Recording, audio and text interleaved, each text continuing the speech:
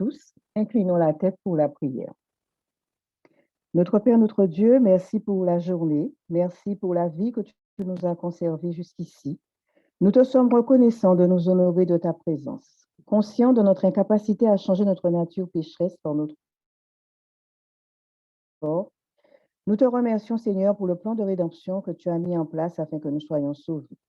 Merci pour cette merveilleuse espérance de vie éternelle et que jamais ne s'éteigne en nous cette flamme qui nous pousse à vouloir te ressembler. Je te remets ce moment de partage, cette bonne part que nous avons choisie et qui ne nous sera pas enlevée. Qu'une onction particulière couvre nos intervenants et que personne sur cette plateforme ne reparte sans avoir ressenti l'influence de ta parole et sans avoir été béni au nom de Jésus. Amen. Bonsoir à vous, mes sœurs, mes frères, mes amis. Bonsoir à vous, les enfants. Bonsoir à vous, chaque intervenant. Le grand je suis est heureux de vous accueillir en ce soir. Et à chacun, à chacune d'entre vous, il dit, bienvenue à toi, installe-toi confortablement et laisse-toi guider au travers des chants, des prières, de la méditation. Laisse-toi mener jusqu'à moi, moi le seul chemin pour la vie éternelle. Bonne écoute à toi et je te dis à très bientôt.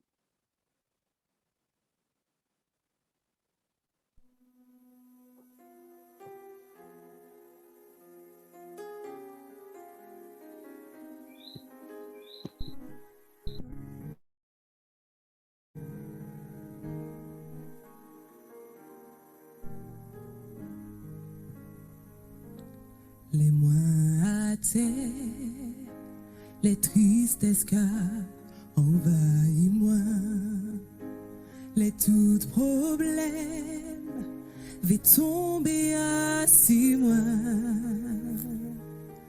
Moi rester là, qu'attendez-vous sans parler, moi tendez voir. Cathy, moi prends courage, ou levez-moi, ou rôtez-moi en noisette, pour mener-moi la lumière qu'a éclairé. Avec vous, non ayant pas impossible. Ou levez-moi, ou mettez-moi debout. Les moins à terre, les tristesses car envahis-moi. Les tout problèmes, vais tomber assis moi. Moi rester là, qu'attendez-vous sans parler, moi tendez voir, qu'a dit moi prends courage, ou levez-moi, ou rôtez-moi en noisette, ou menez-moi la lumière qu'a éclairé.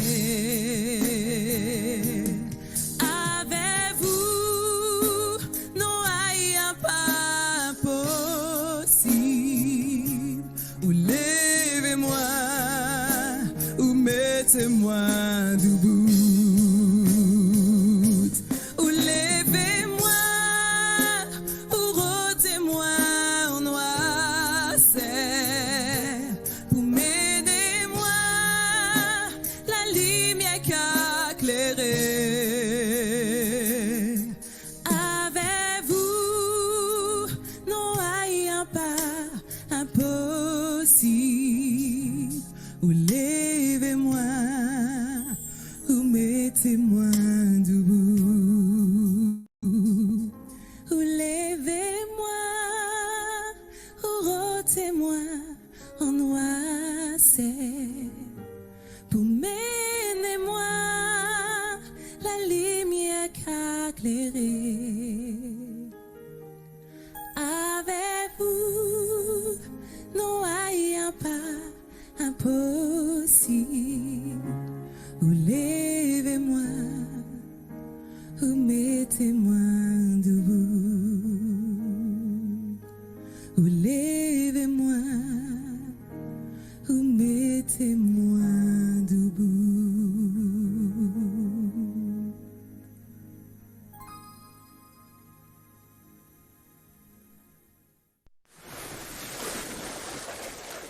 Un jour, deux hommes se présentèrent au temple pour prier.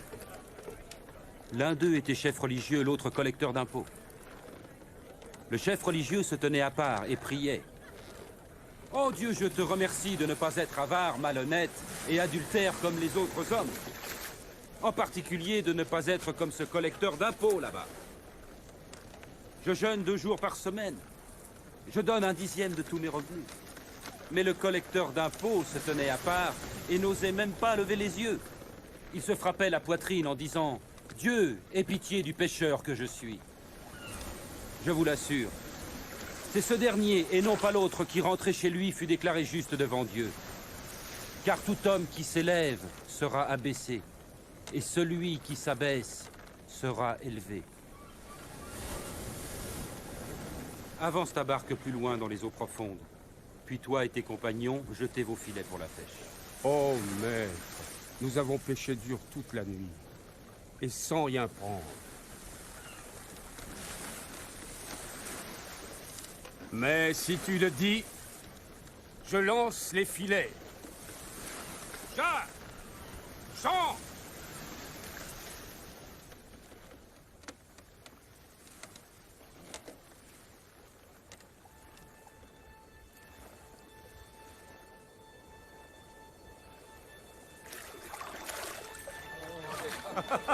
Jacques! Jean! Ah, approchez votre barque! Venez nous aider! Vite!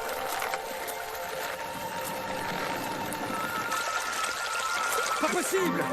Nous sommes occupés! On n'en a jamais pris autant!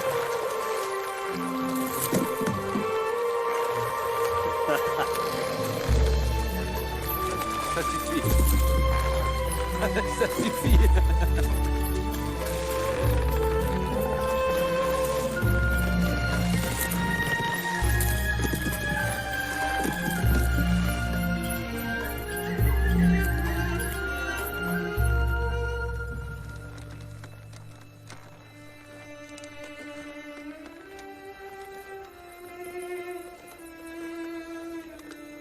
Éloigne-toi de moi, Seigneur, car le péché est en moi. N'aie pas de crainte, car tu pêcheras des hommes désormais.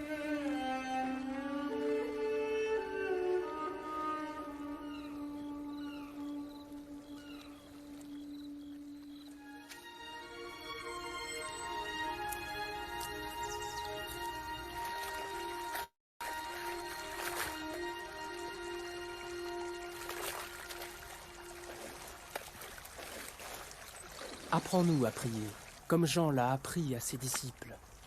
Quand vous priez, dites « Notre Père qui es aux cieux, que ton nom soit sanctifié, que ton règne vienne, que ta volonté soit faite sur la terre comme au ciel. Donne-nous chaque jour notre pain quotidien. Pardonne-nous nos offenses, comme nous pardonnons aussi à ceux qui nous ont offensés. Protège-nous contre la tentation et délivre-nous du mal. »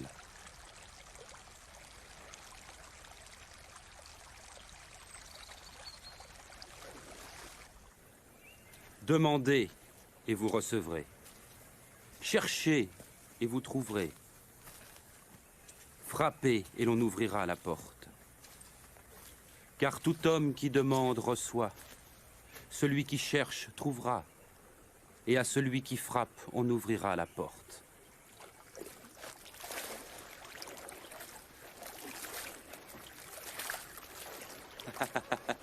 Si l'un de vous est père, donnera-t-il à son enfant un serpent quand il demande un poisson? Ou un scorpion quand il demande un œuf? Si donc vous qui êtes mauvais savez donner de bonnes choses à vos enfants, à plus forte raison notre Père Céleste donnera-t-il l'Esprit Saint à ceux qui le demandent? Je vous le dis, ne vous demandez pas qu'allons-nous manger? Avec quoi allons-nous nous habiller? Car la vie est plus que la nourriture, et le corps plus que le vêtement. Observez les corbeaux.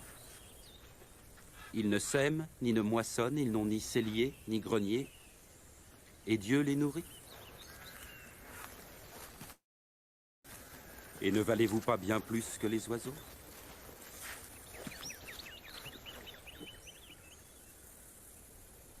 Qui d'entre vous peut, à force d'inquiétude, prolonger tant soit peu sa vie? Si donc vous êtes sans pouvoir même pour si peu, pourquoi vous mettre en souci du reste? Observez ces lys et comment ils croissent. Ils ne filent ni ne tissent. Et pourtant Salomon lui-même, dans toute sa gloire, n'a jamais été vêtu comme l'un d'eux. Si Dieu revêt ainsi l'herbe des champs qui demain sera jetée dans le feu, il fera donc bien plus pour vous, aux gens de peu de foi. Fais grandir notre foi. Si votre foi était grosse comme une graine de moutarde, vous pourriez dire à l'arbre qui est là, déracine-toi et va te planter dans la mer, et il vous obéirait. À quoi est semblable le royaume de Dieu? Il ressemble à la graine de moutarde qu'un homme prit et mit dans son jardin. La graine poussa, devint un arbre, et les oiseaux du ciel nichèrent dans ses branches. Je suis pas sûre de savoir de quoi il parle. Comment peux-tu manger et boire avec ces collecteurs d'impôts et ces gens de mauvaise vie? Les bien portants n'ont pas besoin de docteur. Seuls les malades l'attendent. Je n'appelle pas ceux qu'on dit respectables à se repentir, mais les pécheurs.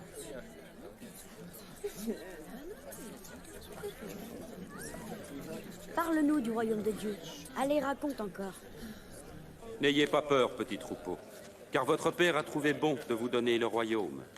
Vendez ce que vous possédez et distribuez-en le produit aux pauvres. Constituez-vous dans les cieux un trésor inaltérable et qui ne s'épuisera pas. Aucun voleur ne pourra l'atteindre et aucune mythe l'entamer. Car là où est votre trésor, là aussi sera votre cœur.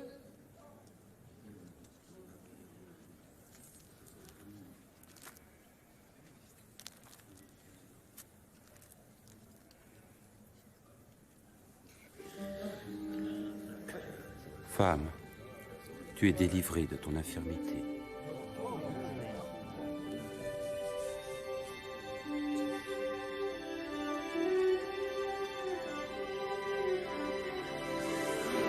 Regardez, elle est guérie.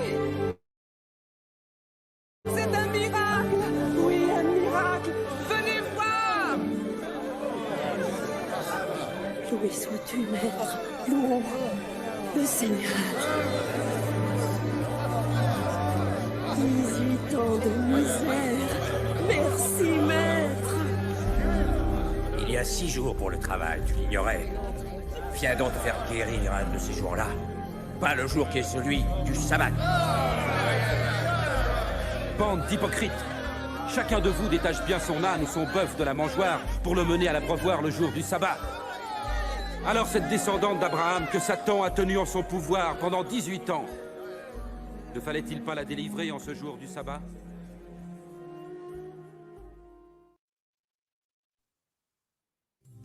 Si tu as des questions qui n'ont pas de solution, si tu te sens découragé, si tu n'es pas en paix, prisonnier de ton passé, tu ne peux oublier. Pourtant, je le sais bien, Jésus est le chemin. Jésus est la réponse au monde aujourd'hui. Il est le chemin, il est le chemin, la vérité, la vie. Jésus est la réponse au monde aujourd'hui. Il est le chemin, il est le chemin, la vérité, la vie. Il est le chemin, la vérité, la vie.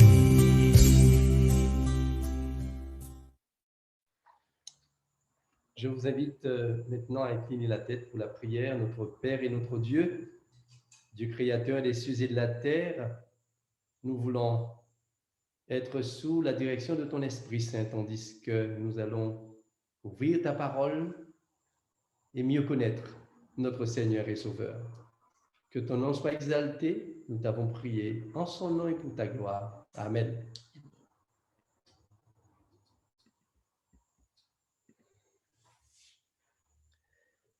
Bien, nous voulons vous saluer tous et continuons notre semaine.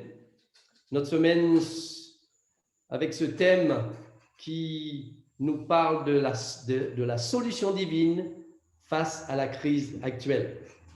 Donc, comme chaque soir, vous le savez, eh bien, il y a la boîte aux questions. Donc, continuez à inscrire vos questions et nous nous ferons une joie de vous donner quelques réponses à vos questions. Nous avons aussi la boîte à prière et chaque soir, comme vous l'avez constaté, eh bien, nous exposons les sujets, les requêtes à notre Père, toutes les requêtes qui sont dans la boîte et aussi nous prions chaque soir pour une thématique. Nous avons aussi la cellule d'écoute. Alors, ce soir, nous avons fait quelque chose à votre intention. Il y a donc dans le chat, vous allez voir qu'il y a l'intitulé « Cellule d'écoute du pasteur ». Vous pouvez donc cliquer dessus et vous pouvez donc laisser votre nom si vous avez besoin, d'un renseignement, si vous avez besoin de prière ou autre, vous pouvez directement poster donc du pasteur. Nous avons aussi dit que vous pouvez aussi être à l'écoute des vidéos qui sont mises en ligne et nous allons aussi peut-être à la fin de ce programme vous dire le lien et comment vous pouvez donc réécouter et faire écouter et voir les vidéos que nous mettons en ligne. Donc, demain soir, n'oubliez pas, nous serons encore sur la plateforme et nous allons découvrir ce sujet passionnant, la solitude de la croix. Mesdames et messieurs, nous nous évertions soir après soir à répéter que nous croyons que le grand Dieu des cieux peut apporter des réponses à nos différentes interrogations. Oui, au travers de sa parole, Dieu nous instruit quant à son projet de vie pour chacun de nous. Nous allons tout de suite répondre à certaines de vos interrogations à la lumière de la parole de Dieu. Pasteur et sœur Tolassi, nous avons relevé hier une situation problème à laquelle on peut être confronté. La question est la suivante. Pourquoi Dieu permet-il certaines atrocités telles que le viol, les meurtres, les violences?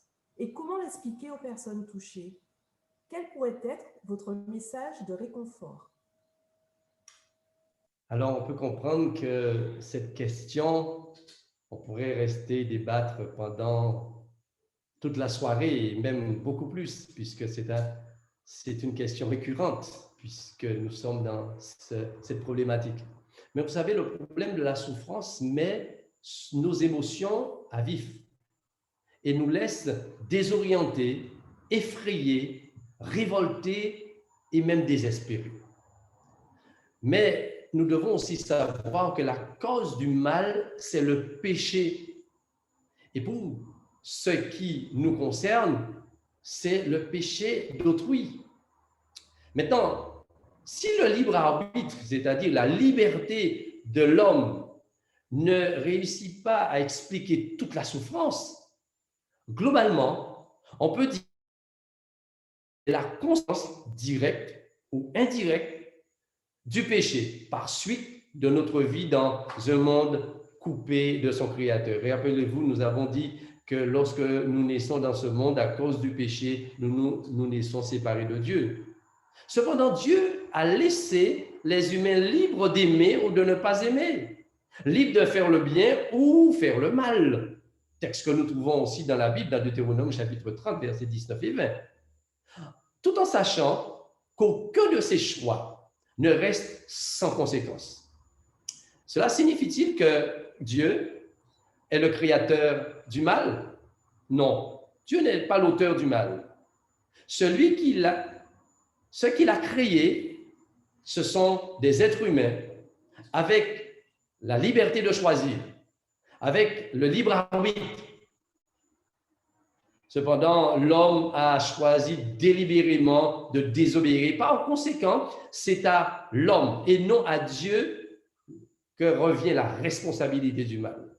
L'homme, il a choisi donc de se rebeller contre Dieu. On estime que 95% de la souffrance qui existe, et sont ceux dont nous parle et nous a exposé notre ami, cette souffrance qui existe dans le monde peut s'expliquer par la désobéissance des hommes aux règles de Dieu. Dieu a établi des règles, des principes.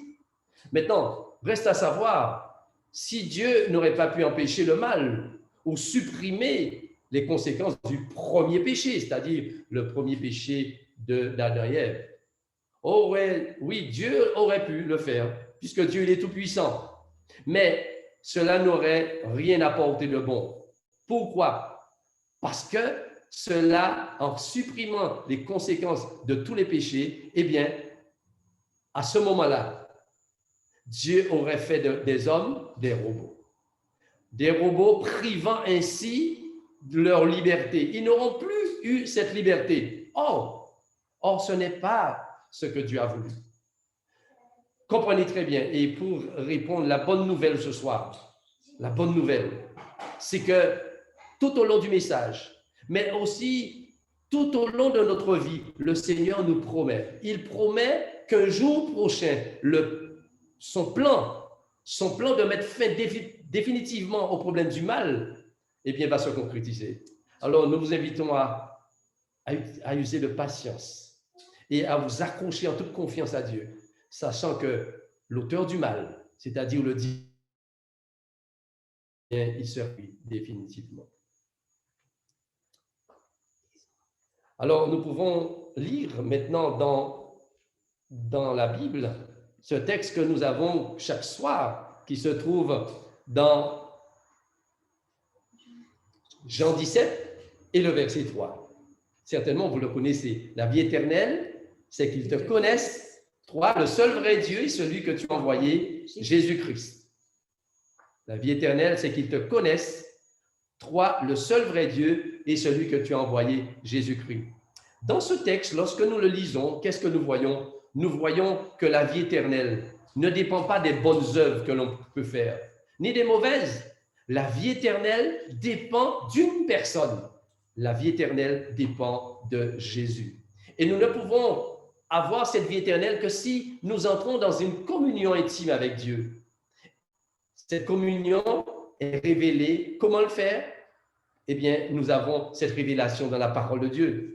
Cette parole, lorsque nous la lisons, eh bien, nous découvrons qui est Jésus. Le Saint-Esprit vient chaque jour. Comment faire les choses? Comment découvrir ce personnage central de l'univers?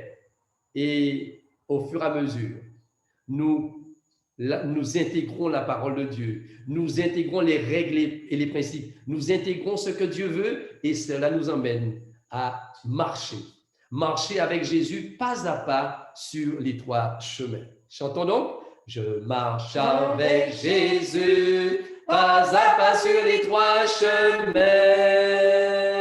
Je marche avec Jésus, sa main dans ma forte main.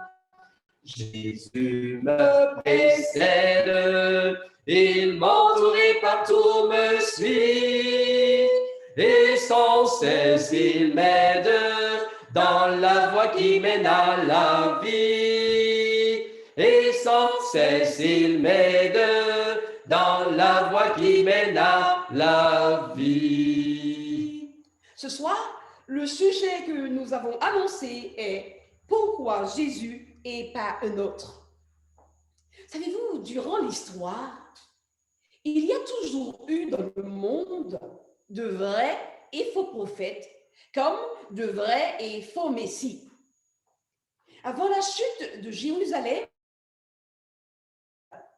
Jésus l'a prédit. Il y eut un grand nombre après Christ, comme un avant-goût de ce qui est à venir.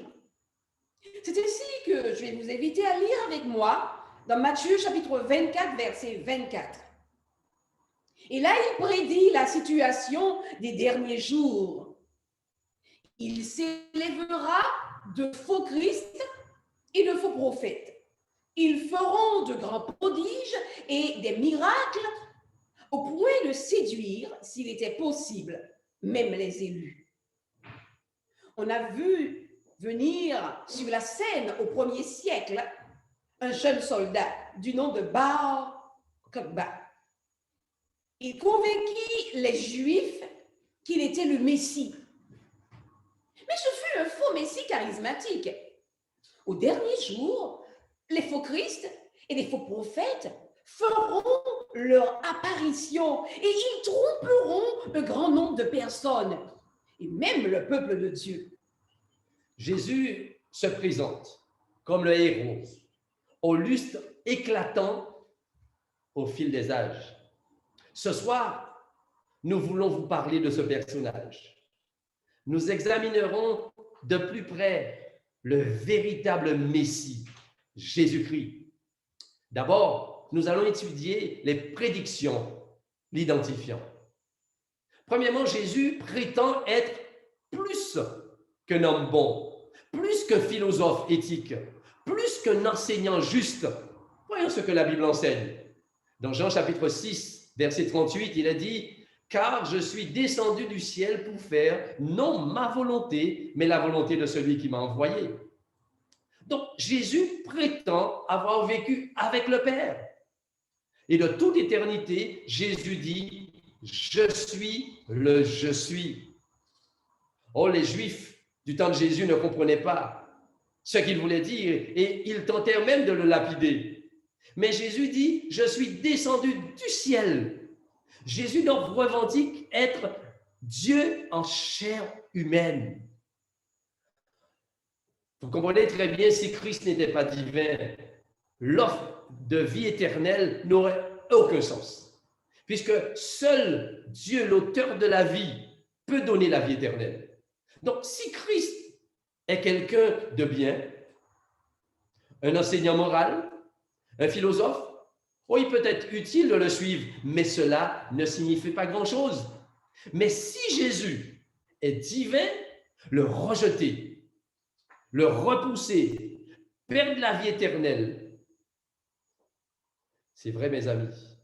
C'est pourquoi il y a un seul Messie et pas d'autre. Découvrons-le. Jésus dit dans Jean chapitre 5, verset 39, en parlant des Écritures, ce sont elles qui rendent témoignage de moi. Dans le temps de Jésus, seul l'Ancien Testament existait. Et Jésus rappela à ses disciples les prophéties qui prouvent que Christ est véritablement le Messie. Nous allons examiner quelques prophéties ensemble. La vie de Jésus était prédite longtemps à l'avance. Longtemps avant sa naissance, les prophéties furent écrites. Sa vie fut révélée à l'avance. Les prophéties parlaient de son lieu de naissance, comment il naîtrait, sa trahison et même comment il mourrait. Maintenant, commençons de façon logique. La plupart des biographies commencent par le lieu de naissance. Michée, ce prophète vécut 700 ans avant Christ. 700 ans. Et dans son livre, au chapitre 5, verset 1er, nous lisons « Et toi, Bethléem, Ephrata, de toi sortira celui qui dominera sur Israël. » Donc, la Bible prédit que Jésus devait naître où? À Bethléem. Alors que tout le monde sait que Jésus vivait où? Eh bien, à Nazareth.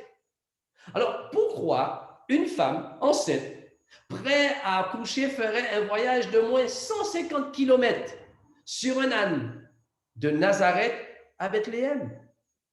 Eh bien, le voyage à Bethléem ne fut pas une idée de Joseph et de Marie, mais plutôt un décret de César Auguste qui fit déménager la famille sainte à Bethléem exactement dans la nuit de la naissance du Christ.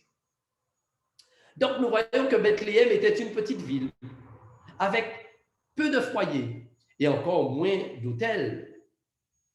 Tout était déjà complet. Rappelez-vous de l'histoire. Dans la nuit où le Messie naquit, comment Michée pouvait savoir 700 ans auparavant que le Messie naîtrait à Bethléem?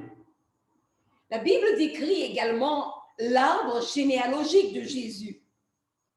Ouvrons-la dans Ésaïe chapitre 7, verset 14. Et nous lirons, « Voici, la jeune fille sera enceinte, elle enfantera un fils et elle lui donnera le nom d'Emmanuel avec nous. » Premièrement, nous avons vu avec le pasteur que Jésus est né à Bethléem. Et là maintenant, nous venons d'apprendre que ce serait une naissance miraculeuse, car le fait d'être né d'une vierge est une autre indication qu'il serait le Messie. Ce que les hommes utilisent pour le ridiculiser est une des plus grandes preuves de la divinité du Christ. Amen. Il ne fut pas conçu de façon biologique par un homme, non. Jésus fut conçu par le Saint-Esprit. N'est-ce pas un vrai miracle?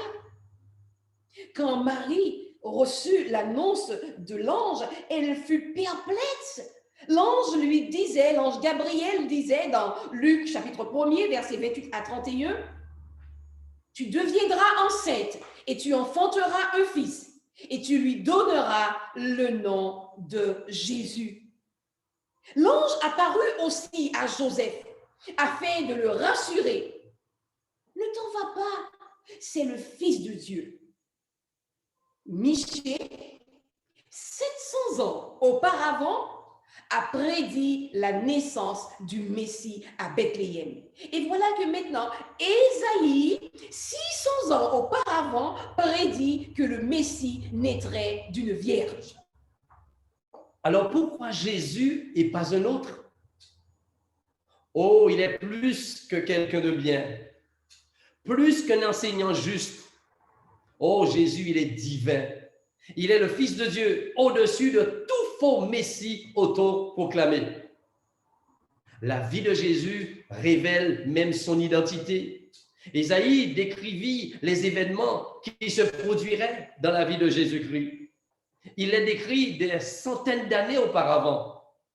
Voici ce qu'il écrit dans son livre « L'Éternel m'a oint pour porter de bonnes nouvelles aux malheureux, pour guérir ceux qui ont le cœur brisé, pour proclamer aux captifs la liberté et aux prisonniers la délivrance, pour publier une année de grâce de l'Éternel, pour consoler tous les affligés. » N'est-ce pas merveilleux? Et c'est ce que Jésus a fait.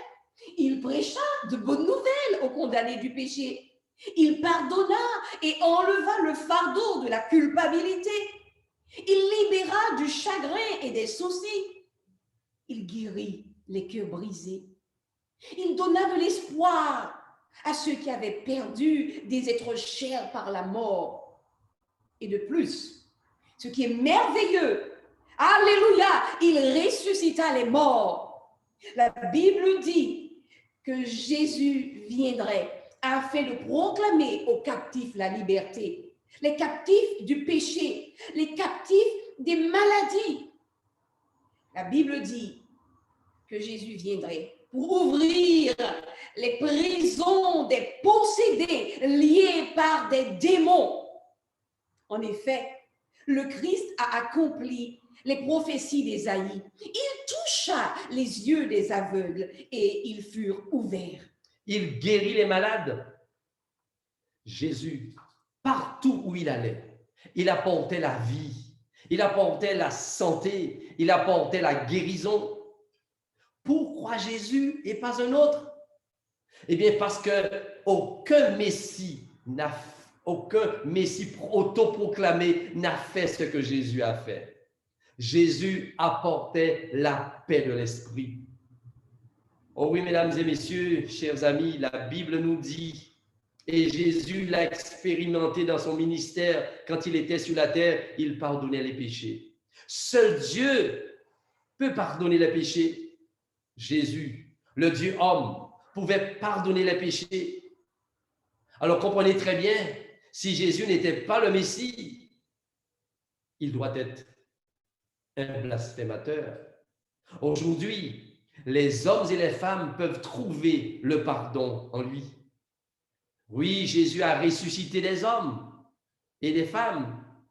Jésus a ressuscité son ami Lazare. Rappelez-vous, cet ami dont Jésus trouvait du repos dans sa maison, il mourut, fut mis dans la tombe. Maintenant, après 4 jours de cela, Jésus s'approcha de la tombe et cria d'une voix forte, « Lazare, sors !» Si Jésus n'était pas le Messie, si Jésus n'était pas Dieu, comment pourrait-il ressusciter quelqu'un? Oh, Jésus a guéri, Jésus a pardonné, Jésus a ressuscité les morts. Le Christ était plus que quelqu'un de bien. Il était plus qu'un philosophe moral. C'est pourquoi les foules lui préparèrent une entrée triomphale. Les foules ressentirent qui il était. Elles l'acclamèrent, « Hosanna, Hosanna, gloire à Dieu au plus haut des cieux. » Jésus, le Messie, était parmi eux. Elles le reconnurent. Faisons un petit résumé. Nous avons vu que Michée a prédit que Bethléem serait le lieu de naissance. Ésaïe, à son tour, a prédit qu'il naîtrait d'une vierge. Moïse dit qu'une étoile guiderait les rois mages. Ésaïe dit qu'il ouvrirait les yeux des aveugles, guérirait les malades, ressusciterait les morts, pardonnerait nos fautes. David, lui, le Christ. Les plus grandes prophéties parlent de Jésus-Christ. Mes amis, découvrir Jésus, c'est voir ses rêves et espoirs s'accomplir. Les espoirs de toutes les nations. Jésus est plus que quelqu'un de bien. Il n'est pas un gourou du nouvel ère. Il n'est pas un philosophe. Il est le Fils divin de Dieu. Il demande votre fidélité. Oui, Jésus est le Fils de Dieu. Le Fils de Dieu. Il vint payer la punition pour votre péché et pour le mien. Les prophéties prédirent que Jésus viendrait au bon moment, naîtrait au bon endroit, naîtrait d'une vierge, mènerait une vie de guérison, d'amour, de pardon et aussi de puissance, puisqu'il est mort comme prédit par les prophètes. Mais dans le psaume, chapitre 22, verset 16, il est dit, « Ils m'ont percé mes mains et mes pieds. » Et comment David savait-il que les mains de Jésus seraient percées?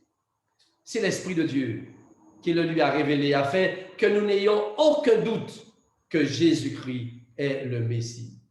Oui, les mains de Jésus furent percées. Son côté aussi a été percé. Et cela pour vous et pour moi. Il est mort d'une mort que je mérite. Parce que le salaire du péché, nous dit la parole de Dieu, c'est la mort. Le salaire du péché, c'est quoi, mes amis? C'est la mort. En effet, la mort du Christ est plus qu'une mort de martyr. Il est plus que combattant pour la liberté qui meurt pour une bonne cause. Il est mort à ma place. Il est mort à votre place. Tout le monde saura que Christ est monté sur la colline de Golgotha et a été cloué à la croix de Golgotha. Il était cependant le Messie, venu afin de vous offrir la vie éternelle.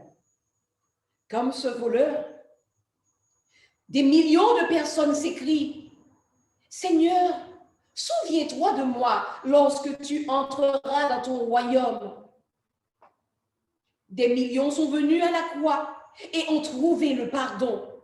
Marie-Madeleine, cette femme adultère, était aussi à la croix et elle trouva le pardon.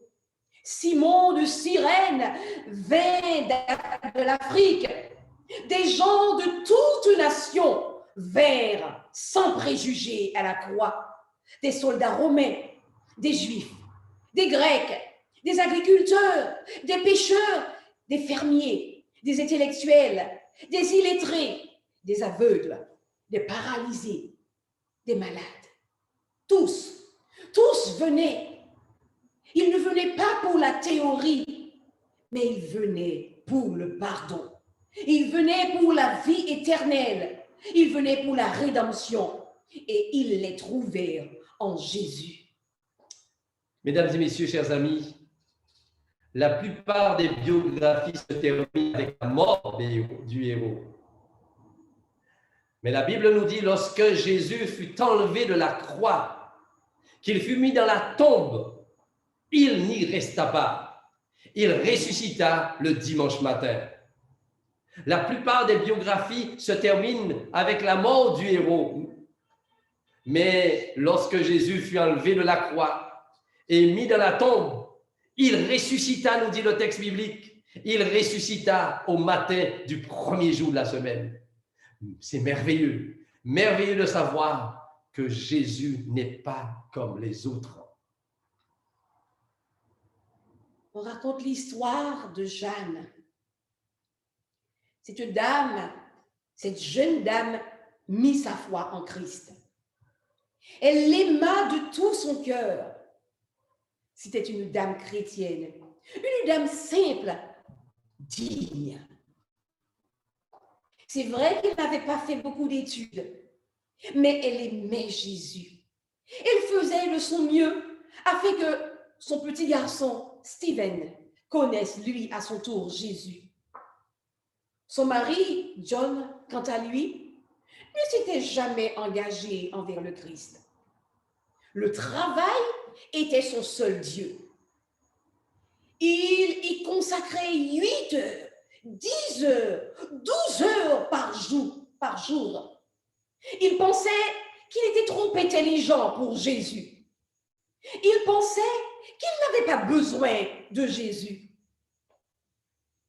John, son mari, cependant, ne pouvait contrôler son tempérament. Il se mettait souvent en colère contre ses employés, en colère contre Jeanne. Et un jour, il la frappa au visage.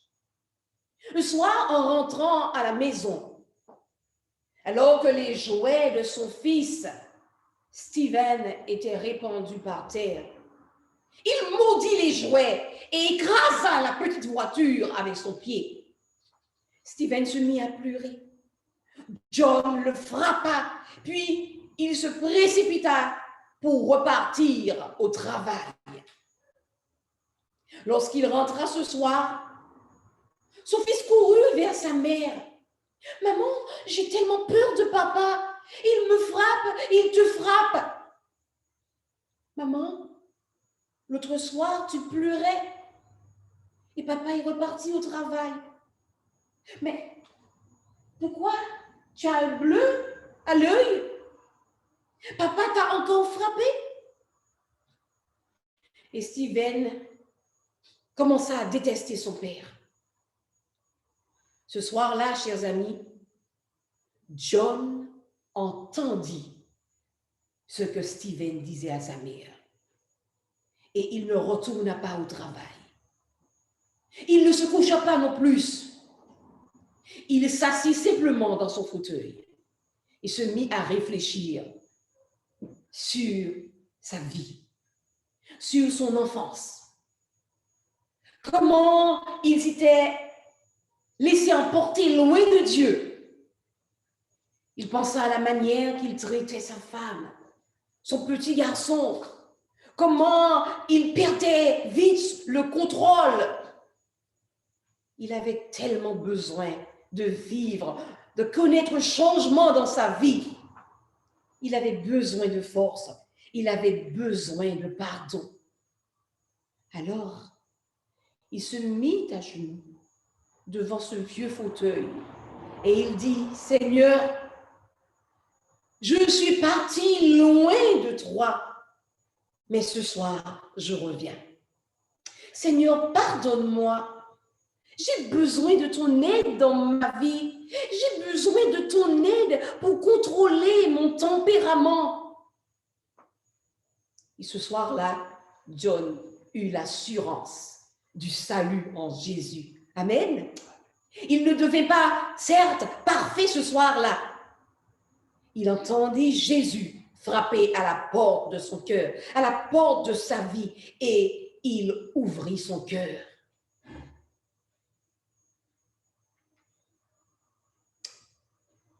Chers amis, mesdames et messieurs, pourquoi Jésus et pas un autre? Ce soir, nous avons compris que Jésus est le meilleur. Jésus a été le Messie, mais aujourd'hui, Jésus est notre Seigneur et notre Sauveur. Jésus demeure la solution à nos problèmes. Et il nous dit ce soir, voici, je me tiens à la porte et je frappe. Si tu entends Jésus frapper à la porte de ton cœur, viens à lui. Et comme John, ouvre ton cœur à Jésus. Jésus demeure le Sauveur qui pardonne. Il demeure le Seigneur qui change la vie et il peut changer ta vie ce soir. Quelle que soit la situation dans laquelle tu es maintenant, Jésus peut changer ta vie. Il est le Fils de Dieu. Il est mort pour toi, pour le pardon de tes péchés. C'est afin que tu puisses avoir la vie éternelle. Oh, Jésus veut ce soir que nous puissions briser toute chaîne qui nous entrave et qui nous empêche d'aller vers lui. Il brise les liens de la tombe. Oui, reçois le pardon de Jésus. Alors qu'il frappe à la porte de ton cœur, il veut débloquer la porte, cette porte qui crée une barrière entre lui et toi. En Christ, ce Christ tout-puissant, ce soir, il peut entrer dans ta vie et la changer ce soir. Vous pouvez repartir à zéro. Comme John, malgré votre passé, le Seigneur peut faire le nettoyage dans vos vies. Dis à Jésus ta souffrance. Parle à Jésus de tes péchés. Et dans la présence de Jésus, tu recevras le salut. Alors, si tu veux ouvrir ton cœur à Jésus ce soir, eh bien, comme hier soir, est-ce que tu peux juste cliquer sur la petite main, sur la main, afin que Jésus puisse voir et prendre ce soir ta décision, qu'il puisse sceller cette décision qui a une portée éternelle. Jésus est notre Sauveur. Jésus est le garant de notre vie éternelle. Ce soir, il nous appelle. Réponds donc à l'appel de Jésus. Que le Dieu Tout-Puissant vous bénisse. Il voit vos mains qui se lèvent. Il voit votre engagement. Il voit votre adhésion. Que le Seigneur puisse entrer dans votre vie et qu'il change votre vie, qu'il vous donne de l'espérance, qu'il vous fasse passer cette période de crise et les crises à venir, puisque Jésus nous dit qu'il sera avec nous tous les jours. Tous les jours. Et quand il dit tous les jours, c'est dans les moments de tristesse. Ce sont dans les moments de deuil, les moments de difficulté. Que Dieu vous aide. Alors, maintenant, nous allons avoir, comme chaque soir, notre moment de prière.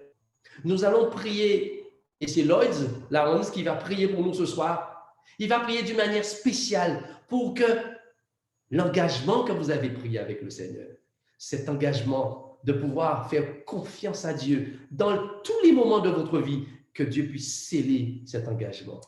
Il va aussi prier pour tous ceux et toutes celles qui ont quitté Dieu, comme John l'avait quitté, et comme tant d'autres ont connu Jésus, et ensuite après, ont fait leur petit bonhomme de chemin. Il va prier pour que vous puissiez renouer avec le Seigneur. Il va aussi prier pour ceux qui n'ont pas encore ouvert leur cœur à Jésus et qui découvrent ce merveilleux Sauveur ce soir, pour que Jésus puisse entrer dans votre cœur et qu'il puisse vous donner de l'espérance et de l'espoir. Et il ne manquera pas aussi de prier pour toutes les requêtes qui ont été déposées dans la boîte à prière. Lloyd, c'est à toi. Éternel, notre Dieu, notre Père céleste, notre Créateur, nous te remercions infiniment de ce que tu as permis à notre pasteur Tolassi ainsi que son épouse Eliane. Depuis dimanche, nous adresse des paroles de joie, des paroles réconfortantes, des paroles qui nous amènent à réfléchir à notre situation, tant nos bien-aimés que nos frères, nos amis qui sont sur cette plateforme. Nous te disons de nous donner, de nous accorder cette grâce et permet que nous ayons la foi dans cette conviction que Jésus est venu et nous a transmis la vie éternelle, mon Dieu. Amen. Merci pour tout ce que Dieu fait pour chacun de nous. Permets que nous puissions comprendre, saisir, lire, étudier, écouter la voix de Dieu parler à notre cœur. Il nous arrive de nous éloigner de Dieu. Il nous arrive de prendre des décisions. Certains d'entre nous, nous voulons prendre des décisions.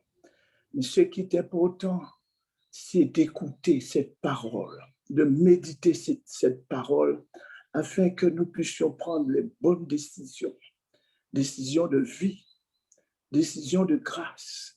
Et particulièrement, je voudrais m'adresser aux enfants. Nos enfants, il y a des adultes, les parents.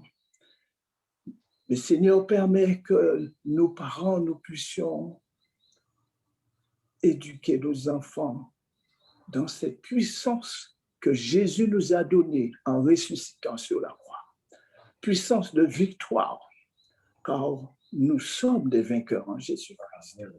Permet que nous soyons intelligents à travers les Saintes Écritures. Nous puissions lire, étudier les Saintes Écritures. Nous te remercions, Dieu, de ce que tu as mis des hommes tels que les pasteurs, les dirigeants d'Église, pour permettre à ton peuple d'être puissant en œuvre, mais puissance en intelligence, afin que ceux, Seigneur, qui ne te connaissent pas, puissent te connaître et décider de marcher avec toi, décider de te servir, d'être des lumières en attendant le retour de la grande lumière.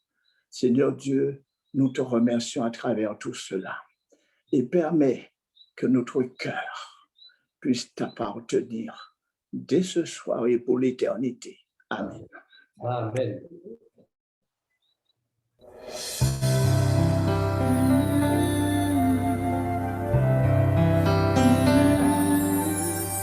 Fixe les yeux sur le Maître, viens sous son merveilleux regard, et tu seras dans tout ton être, vivifié pour lui, mis à part. Tu seras dans